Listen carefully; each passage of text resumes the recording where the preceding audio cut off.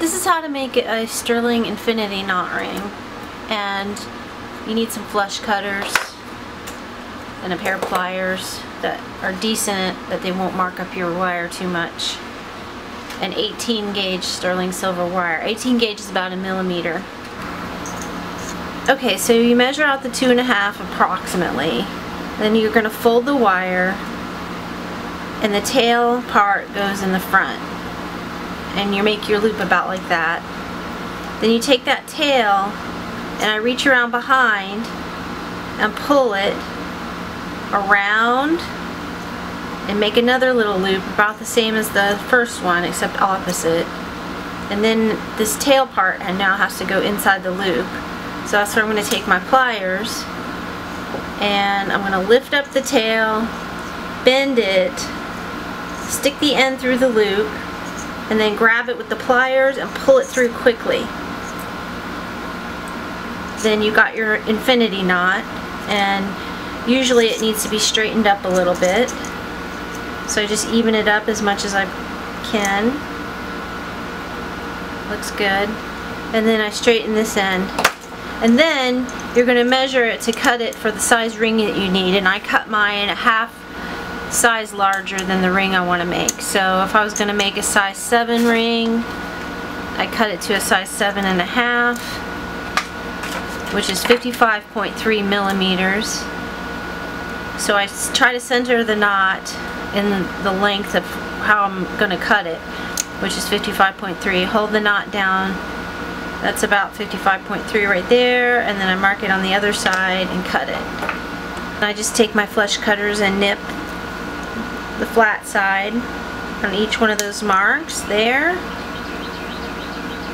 and there. I sand the edges, make it nice and flat. Sand it flat. Take my pliers, and you can tell which is the right side of the knot because you'll feel, when you feel it, one side feels arched up and the other side feels arched down. So it naturally fits into the shape of a ring. So the arched down side is the inside of the ring. Then I match up the ends, just bend it over, close those up, keep pushing until they're naturally past each other. That way when you match them up, they'll push against each other and stay during the soldering process. So those are nice and flush together.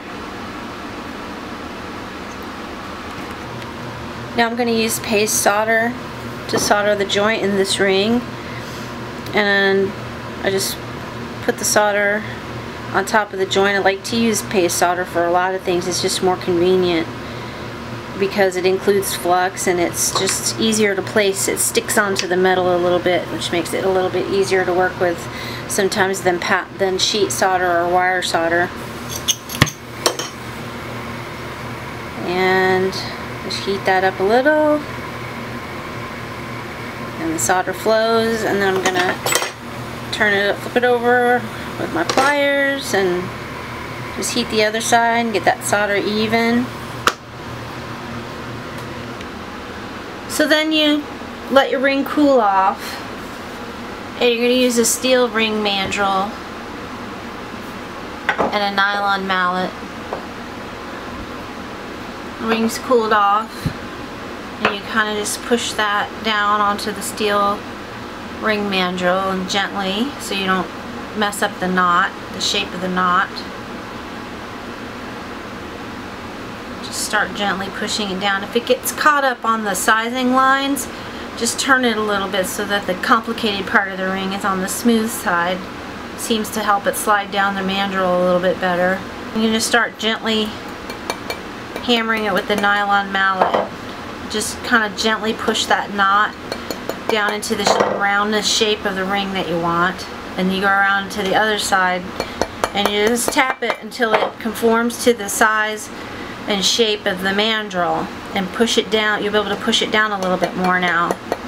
Just gently tap it so that it starts to form into the shape of a ring.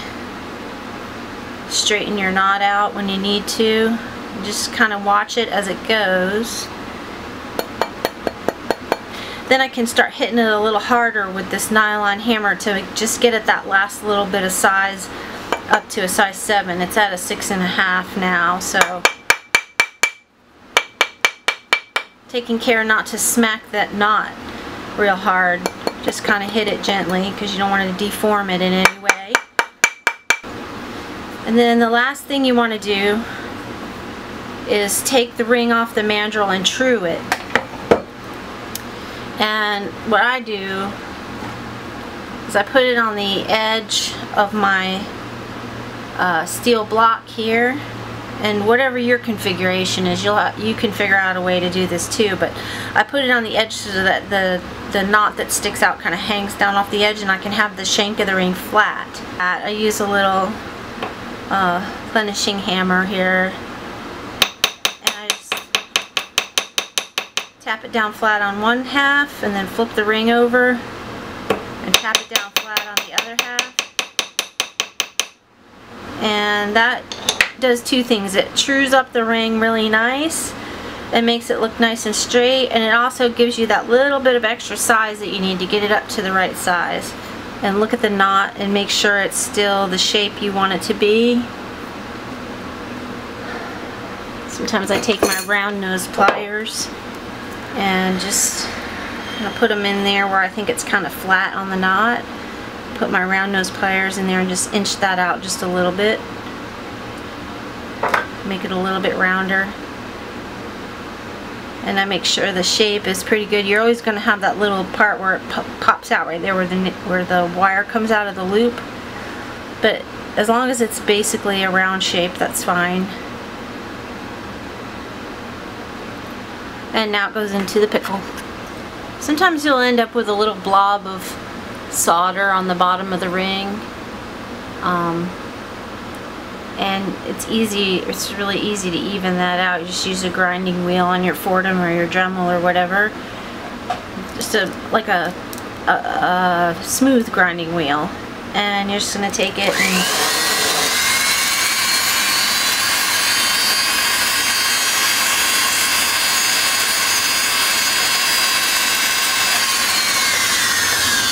no more solder bob. And this is ready to go into the tumbler. And the tumbler is important because it takes this soft kind of, it's slightly soft wire that you could, if you squeezed it, you could misshapen. It could become misshapen. If you put it in the tumbler for a few hours, it makes it really hard and very sturdy. And then after the tumbler, it's ready to go.